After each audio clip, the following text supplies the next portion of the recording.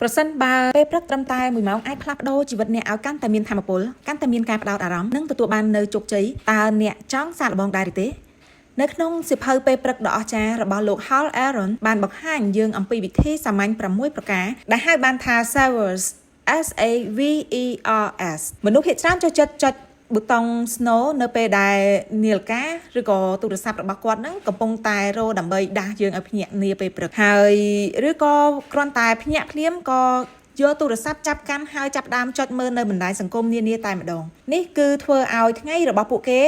មានតែសម្ពាធអ្នកជោគជ័យវិញតើគេធ្វើយ៉ាងដូចម្ដេចពួកគេធ្វើការគ្រប់គ្រងពេលព្រឹករបស់ពួកគេព្រោះម៉ោងដំបូងជាអ្នកកំណត់ទិសដៅសម្រាប់មួយថ្ងៃទាំងមូលដូច្នេះយើងសូមចូលទៅមើលឲ្យកាន់តែលម្អិតអំពី Saver SAVERS តើវាមានន័យយ៉ាងដូចម្ដេច S stand for silent មានន័យថាស្ងៀមស្ងាត់វាគឺជាការចាប់ផ្ដើមដោយភាពស្ងៀមស្ងាត់អ្នកអាចធ្វើការសមាធិបួងសួងឬក៏ធ្វើការដកដង្ហើមជ្រៅចេញចូល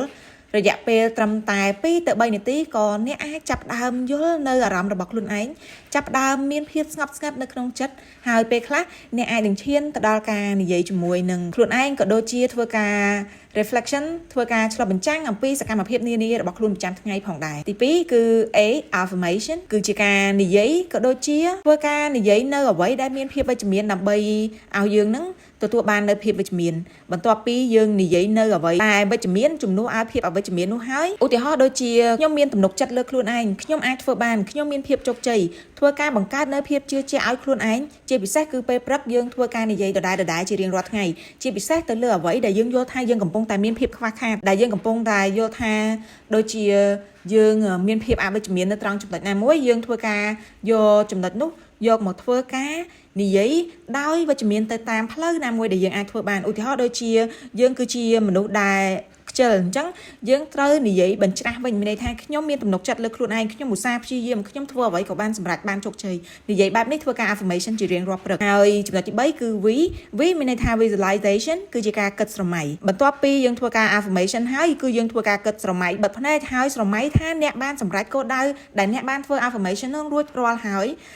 អ្នកមានអារម្មណ៍ថាជោគជ័យមុនពេលដែលអ្នកបានសម្រេចវាទៅទៀតនេះគឺជាវិធីសាស្ត្រនៅក្នុងការបណ្ដុះឲ្យខួរក្បាលរបស់យើងនឹងមានការចងចាំធ្វើឲ្យ neuron នៅក្នុងខួរក្បាលរបស់យើងនឹងគឺដើរទៅតាមអ្វីដែលយើង affirmation អ្វីដែលយើងបានប្រាប់ខ្លួនឯងជារៀងរាល់ថ្ងៃនេះយើងនឹងមាននៅប្រព័ន្ធប្រសាទមួយដែលគេហៅថា neuron ហ្នឹងវានឹងធ្វើការពង្រីកខ្លួនជាលក្ខណៈវិជ្ជមានពីមួយថ្ងៃទៅមួយថ្ងៃហើយ4គឺ letter E ដែលមានន័យថា exercise ធ្វើការលំហាត់ប្រាណធ្វើចលនា5នាទីក្តី10នាទីក្តីវាគឺធ្វើឲ្យថាមពលរបស់អ្នកហ្នឹងគឺមានការផ្ចង់អារម្មណ៍បានល្អជាងមុនហើយក៏ដូចជាសរសៃដសូរមានភាពយឺតសុខភាពល្អឈាមរត់បានស្រួលហើយក៏មានអារម្មណ៍រីករាយសម្រាប់មួយថ្ងៃនេះទាំងមូលតែម្ដង5 letter O ដែលមានន័យថា reading ធ្វើការអានបន្ទាប់ពីយើងធ្វើការ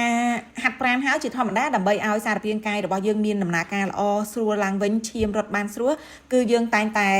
ញ៉ាំទឹកបន្តិចហើយអង្គុយសម្រាកនៅក្នុងពេលនេះគឺជាពេលវេលាដ៏ល្អដាក់កំណត់ម៉ោងខ្លួនឯងប្រហែលជា10ទំព័រឬ10នាទីក្នុងមួយថ្ងៃបន្តដោយសកម្មភាពនៃការអានសៀវភៅយើងអាចបញ្ចូលនៅចំណេះដឹងផងក៏ដូចជាលើកទឹកចិត្តដល់ខួរក្បាលយើងផងដើម្បីឲ្យខួរក្បាលរបស់យើងបានទទួលនៅព័ត៌មានដែលល្អអាចជាសៀវភៅកម្សាន្តក៏បានឬក៏ជាសៀវភៅប្រភេទអភិវឌ្ឍខ្លួនក៏បានអក្សរទី6គឺអក្សរ S ដែលមានន័យថា scribing យើងអាចធ្វើការសរសេរកត់ត្រាសរសេរបញ្ចូលនៅក្នុងសៀវភៅកំណត់ត្រារបស់យើងអំពីគោលដៅអំពីភាពរីករាយឬក៏អំពីអ្វីដែលយើងបានរៀននៅក្នុងពេលពេញមួយថ្ងៃឬក៏ក្នុងកាលពីថ្ងៃម្សិលមិញឬក៏អ្វីដែលយើងគ្រោងនឹងធ្វើនៅក្នុងថ្ងៃនេះវាអាចជួយឲ្យចិត្តរបស់យើងនឹងគឺកាន់តែមានការផ្ចង់អារម្មណ៍មានភាពច្បាស់លាស់និងរក្សានៅទំនួលខុសត្រូវខ្ពស់ជាពិសេសគឺទៅលើសកម្មភាពដែលយើងនឹងត្រូវបំពេញនៅក្នុងថ្ងៃនេះបន្ទាប់ពីការធ្វើនៅលំហាត់ប្រាណទាំង6នៃពេលព្រឹកដ៏អស្ចារ្យរបស់យើងនេះផងដែរហើយសូមស្រមៃមើលថាបើសិនជាមនុស្សម្នាក់គាត់ភ្ញាក់ពីគេងយឺតហើយក៏ភ្ញាក់ពីគេងភ្លាមក៏ចាប់កាន់ទូរស័ព្ទហើយក៏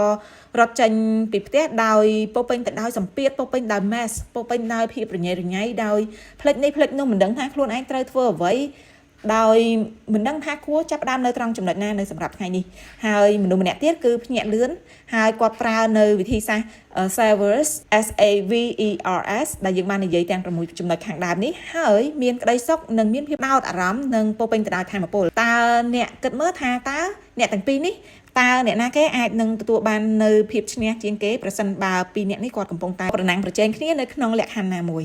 ដូច្នេះហើយ The Miracle Morning វាគឺមានភាពសាមញ្ញណាស់ប្រសិនបើអ្នកអាចគ្រប់គ្រងពេលព្រឹករបស់អ្នកបានអ្នកនឹងអាចគ្រប់គ្រងនៅជីវិតរបស់អ្នកទាំងមូលតែម្ដងចូលចាប់ផ្ដើមសាកល្បងចាប់ពីថ្ងៃស្អែកព្រឹកនេះតទៅត្រឹមតែរយៈពេល6នាទីឬក៏អាចត្រឹមរយៈពេលកន្លះម៉ោងធ្វើការចាប់ផ្ដើមនៅទម្លាប់ទាំង6ខាងលើនេះបន្តិចម្ដងហើយព្យាយាមអនុវត្តវាទោះបីជាតិចប៉ុណ្ណាក៏ដោយយើងក៏អាចចាប់ផ្ដើមបានប្រកបដោយជោគជ័យ Miracle Morning នេះគឺអាចបកស្រាយបានដោយរូបភាពផ្សេងគ្នាប៉ុន្តែអ្វីដែលអ្នកនិពន្ធចង់ធ្វើការសង្កត់បង្ហាញនៅក្នុងប្រធានបទនេះគឺតកតងទៅនឹងការចាប់ផ្ដើមថ្ងៃថ្មីរបស់យើងមិនថាពេលព្រឹកប៉ុណ្ណាដែលអ្នកនឹងភ្ញាក់ក្រោយពីការចូលដំណេកនៅម៉ោងពេលរបស់អ្នកគឺអ្វីដែលអ្នកគួរចាប់ផ្ដើមនោះគឺជាអ្វីដែលគ្មានការរំខាននេះគឺជា core idea របស់សៀវភៅនេះគឺជាការភ្ញាក់ពីគេងដោយទំនុកចិត្តដោយមានការកំណត់ច្បាស់លាស់ដោយមានគោលបំណងច្បាស់លាស់ដូចទៅនឹង6ចំណុចខាងលើបើទោះជាលោកអ្នកអាចភ្ញាក់នៅម៉ោង4ព្រឹក5ព្រឹក6ព្រឹក8ព្រឹកឬ10ព្រឹកក៏ដោយអ្វីដែលសំខាន់គឺ6ចំណុចខាងលើ SAVERSគឺជាចំណុចដែលយើងអាចអនុវត្តបាននៅបន្ទាប់ពីពេលដែលយើងភ្ញាក់ពីគេងសាកល្បងនៅក្នុងការអនុវត្តទាំងអស់គ្នាសូមអរគុណសម្រាប់ការតាមដានស្ដាប់ជួបគ្នានៅប្រធានបទបន្ត